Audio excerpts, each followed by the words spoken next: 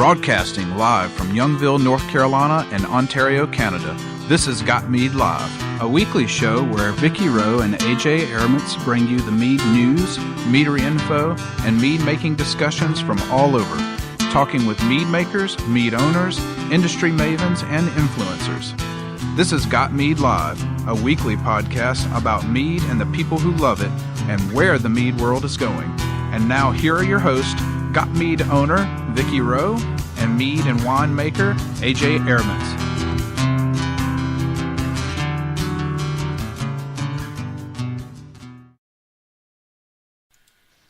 Live from the den of the puppies of the apocalypse, Ryan's pad in Denver, possibly Melbourne down under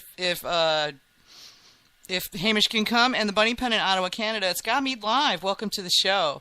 Tonight we have got a pillar of the mead community, Peter Bakulic, and some of you may know him as Oscar on the forums.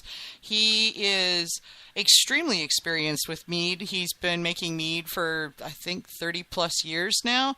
And he does consults with meaderies. He is a judge at so many competitions. He's president of the Mazer Cup now. And, I mean, he just, you name it, he's done it. And he comes from a family of winemakers who he had to convince that mead was good. So he's like a third or fourth generation winemaker. So it's in his blood. Is it 7? Oh, okay. And he's also got a degree from UC Davis and a degree in chemistry as well. So, yeah, he's a pretty smart guy.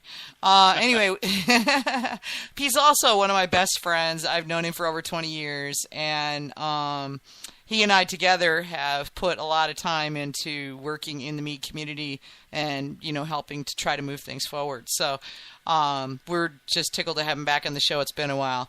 So it's going to be fun tonight. I hope you guys are ready. And, you know, we'll see what he's got to say. Oh, my God. Dan McFeely's on the chat. I just said that. Oh, my God. Hi, Dan. I haven't talked to Dan in ages. Okay, so let's get the housekeeping out of the way so we can call Pete. Let me see here. Oh, yeah. We do all this stuff on our website. Dan McFeely, oh my God, I'm so discombobulated now. For those of you who don't know, Dan McFeely was really big in the original mead community way back in the 80s and 90s, and was into all kinds of things. There's a bunch of articles on the Got Mead Facebook group that are by him, so you should check it out. Anyway, we do all this on our own time and for free because, you know, we're just totally awesome, and we're mead lovers, and we want to talk about mead, and this gives us the option. But the software, hardware, and the storage cost money, so we hope you'll consider becoming a supporting patron member. It's only $30 a year. That's 50 cents a week. No biggie, right?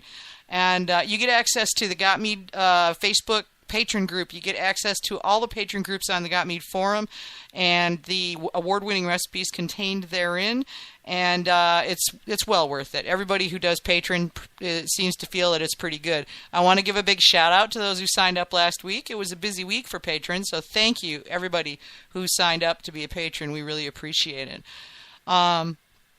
Okay, so if you want to listen to us live, go to gotmead.com and click on Got Mead Live. There is a player right on that page, and that is live when we are, and then when we are not, it'll play whatever the most recent show is. And you can also pull up previous shows there, and there's a link there that'll take you to a list of every single show we've done. Yay!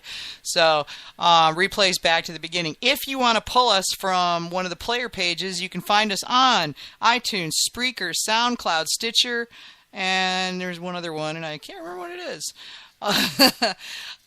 So yeah, Spreaker, SoundCloud, iTunes, and Stitcher, and that's where we have syndicated basically. So you can pull us down there if you have the players for those.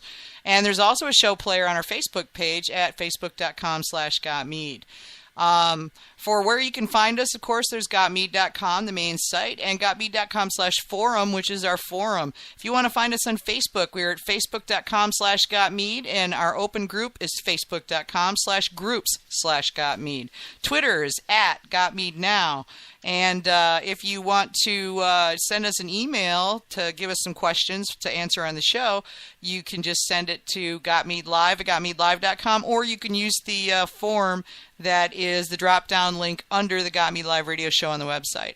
And those will both get to us. And then, of course, our phone number is 803-443-MEAD. That is 803-443-6323.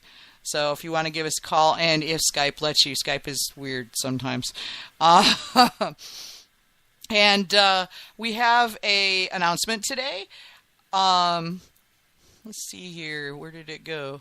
Oh, hang on. Thought I had it, but I put something else in there.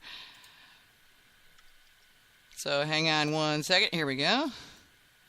Okay, so Chris Hodge, who's owner of Laughing Dragon Meadery, is having an event this weekend, and my player here is giving me fits because hang on. Ah! Arg!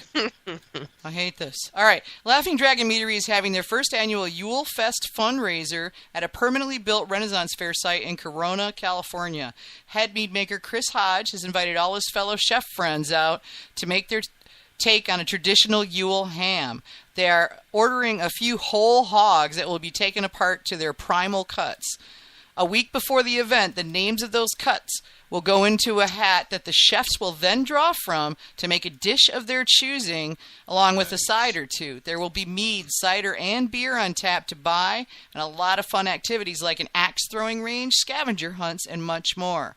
Follow the Laughing Dragon Meadery on Facebook for their ticket launch in the next few days, and you can find that at facebook.com/Laughing Dragon Meadery.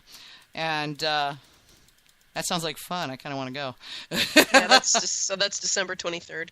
Yeah. Chris, when is that? December 23rd. He's on the chat. Oh, okay, cool. He didn't put that in there, Chris. You gotta December 23rd. That's when that is. I'll put that in the post as well. So, no worries. Okay, so that being said, I think we should get Pete on here. My scroll is like going, I'll go scroll and nothing happens, and all of a sudden it scrolls like 3 pages. It's like, it's making me a little crazy here. All right, so let's go ahead and get Pete in here. Add people to this call.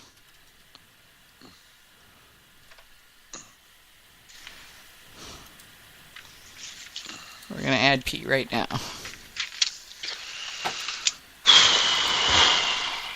Must a heavy sigh for Ryan. What already? I told you I scurried hard to get here, and then I was an hour early. I don't know, it gives you time to, relax. Hey, Pete, welcome. Hi there. How you doing? Well, not too bad. Just trying to wolf down something to eat. Just got in the door. Oh, okay. Yeah, you sounded a little muffled. Yeah, I got you on speaker while I'm chowing down. Okay. Good evening, Master Pete. Hey, how's everybody doing? Pretty good. Thank you. Pretty good. Hey, Vicky, why don't we go over? Yeah, we got some.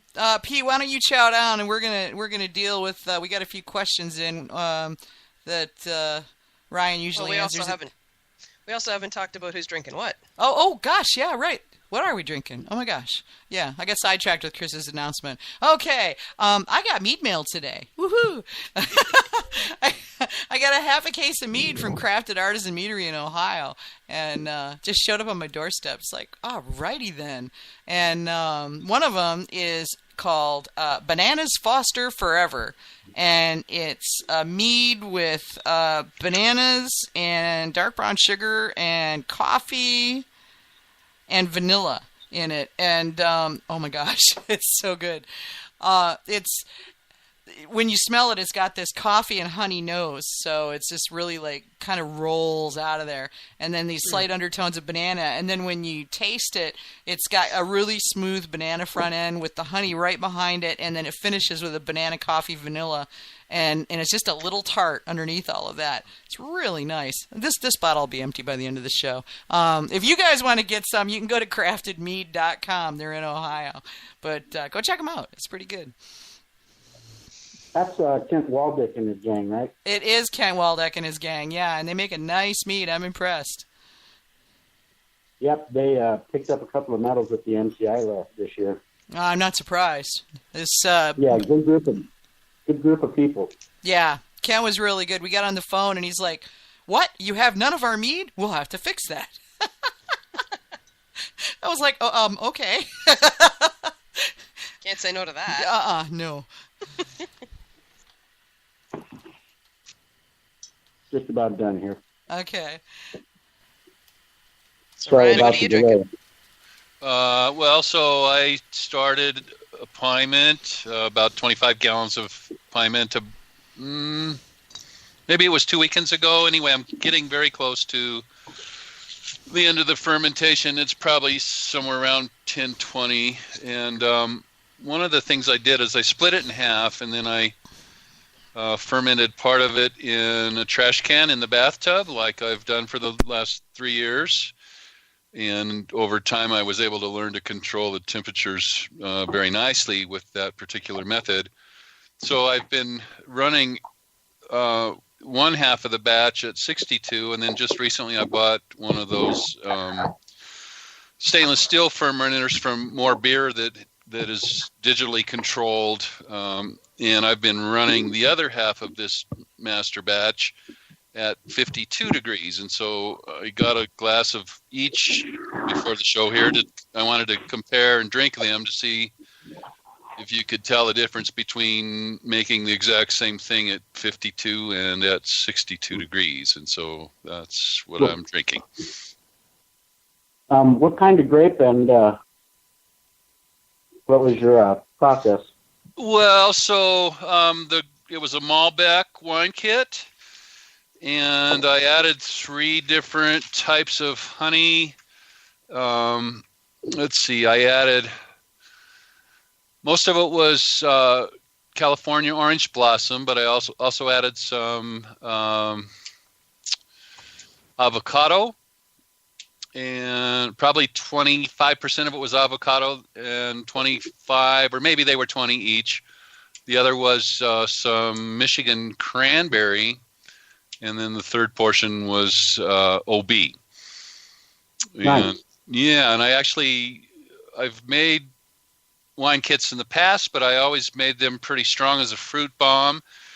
And this time I actually doubled up the amount of water, only the amount of water, but I added more water than it calls for. I made twice the amount of water because I wanted to have it less of a fruit bomb. And by adding the water, I felt like I was giving more space to the honey. And I actually wrote a piece and posted it on Facebook and on Got Mead of my process to kind of help the new people along to get an idea of how to rehydrate and all the things to temperate that we do when we make a must and pitch.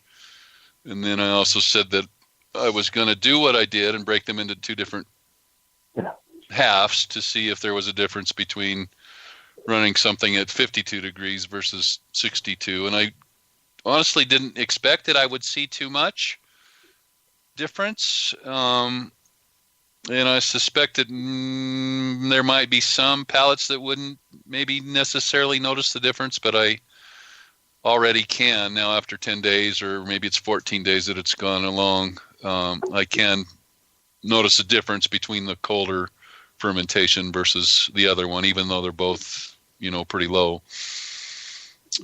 So yeah, that's what I'm drinking. Nice. Which do you prefer, the 52 or 62 degree fermentation? Well, I was talking to a friend of mine in Georgia on the way home from work about it, and the example that I came up to try to explain to him the difference, I think they're both very good. And they're actually kind of fizzy. I didn't expect to get a fizzy note, almost as if they were force carved a little bit. But it's a little bit of a different fizz than that, actually.